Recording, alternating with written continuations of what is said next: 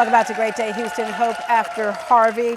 As you may have heard over and over again, 80% of people did not have flood insurance. And the people who do have some type of insurance might not know exactly what they have. So a lot of what we're going to learn right now might be a good lesson for next time.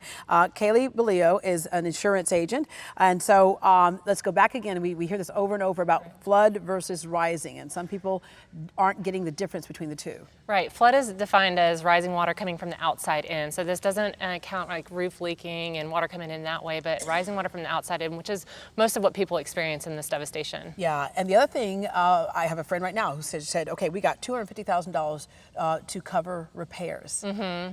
But what they weren't counting on is the fact that their house is basically, I guess for lack of a better term, totaled, and now the foundation has an issue because it's been sitting in 3, 4, 5 feet of water. And so there's replacement value and then there's repairs, right? Two different things that people need to look at, or is it all covered under homeowners? Well, so that would be a flood policy if the flooding happens. So homeowners wouldn't typically cover that. So that's a question for FEMA. I would absolutely advise people to call their FEMA adjusters that are coming out or claims rep that they have on hand and ask those types of specific questions because they're going to be the best ones to answer that. Yeah, and FEMA can perhaps cover some of those gaps between the two. Absolutely, yeah, they'd be great to answer those questions that are specific to the flooding. Another mistake some folks did who might have a chance if they didn't flood this time, especially to fix, is they got insurance on a home valued at perhaps maybe when they first bought it 20 years ago. Right. You got to raise that value. Yeah, and insurance companies have a pretty good, do a pretty good job of doing that as well. Especially, I know I meet with my customers once a year. I try to evaluate that kind of stuff every year. So if you don't meet with your insurance agent, please do that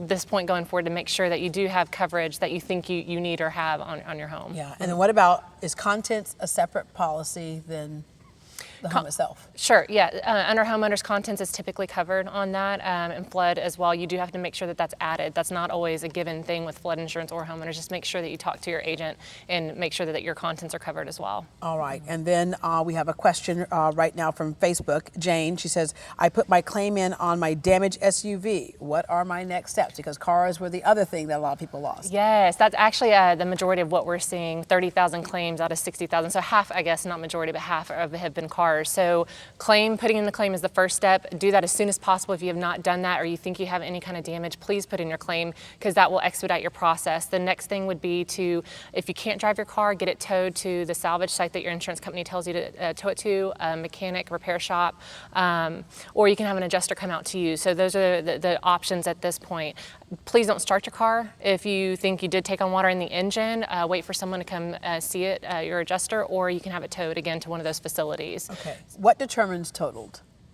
Your adjuster. Yeah, yeah. And how do they decide that it's totaled? Typically, and this is very broad because I'm not an adjuster, but typically they'll see what the car is valued at and what it's going to cost to repair, and then they evaluate the two. And if it costs more to repair, they're going to total out the vehicle. It doesn't make sense for us to repair a car that's not worth that much. Yeah, and again, replacement value could be a little bit different than, when your car, you drive it off a lot, it's already used, right? Well, so you got something, yeah. so then you just got to make sure that you can have enough to cover that gap or expect to pay some. Yes, if you still own your car specifically, that's where gap insurance comes into play. But car insurance is going to cover what the car is valued at that time, not what you bought it for. So it's a very big difference between homeowners and car insurance. Yes. Yeah, the car is 2 years old, you want to go buy a new one, you're going to pay for the extra new one. Right, exactly. Okay, and then of course, it's one thing to have that taken care of, but what do you drive in the meantime? So the rental coverage. Yes, great question. Other than the comprehensive coverage, which actually covers the car being replaced or repaired, rental is probably the second biggest coverage question that we're getting. So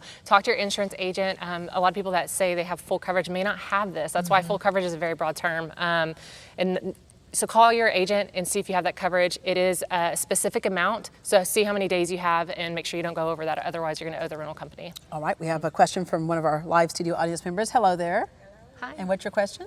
My question is, I knew about the 100-year plan, found out that there was a 500-year plan. What is the difference and how can I prepare for that? Yeah. Okay, so a lot of people were talking about the 100-year floodplain, the 500-year floodplain, the 1,000-year floodplain, and ultimately, the tough part about especially being in this area is that all that can kind of go out the window because you have a thing called Harvey that comes along. Oh my gosh. But what is your advice for people who might be buying policies, especially now, right? When you look at 100-year, 500-year, whatever floodplain, how important is that in terms of making your decision? I mean, this is just my opinion. There's no, my opinion is if you live in the Houston and coastal areas, you probably need flood insurance. As we've seen, a lot of people that were in a preferred flood zone still flooded. Yeah. So in order to determine that, you need to call your insurance agent. There's a flood determination tool that they can plug your address into, and they can tell you if you're in one of the preferred zones. That doesn't mean you're not going to flood, just mean you're in a preferred zone or a standard flood zone that is more likely to flood. And then of course we have the areas that were affected by the release of the water in the reservoirs, so they didn't expect that either. No. Yep. All right, Doris, hi there. Hi. What's your question? My question is, what will happen if your house got flooded all the way, but you don't have insurance? All right, so again, this is a big issue. 80% of people, and I can't tell you how many people I ran into who said, I intended to do it, but, and this is such a crazy, sad reminder of that. So well worth it to get the insurance, but people who don't have insurance, it's in such great numbers. Is that where FEMA comes in? That's exactly where FEMA comes in. FEMA has so much assistance going on out there, and I've actually heard from customers that they're doing a pretty great job of responding as fast as possible. Just have patience. Please understand that, our city is in dire need of a lot of help, so they're trying to move as fast as possible. But yes, FEMA is where they're going to get that assistance if you don't have coverage. All right, thank you very much. Absolutely. All right, so as we know, a lot of cars got totaled in that flood, but in a few months, there'll be a flood of cars in the market for sale. How do you know if the car you're looking at may have had flood damage? We'll give you some tips on that when we come back.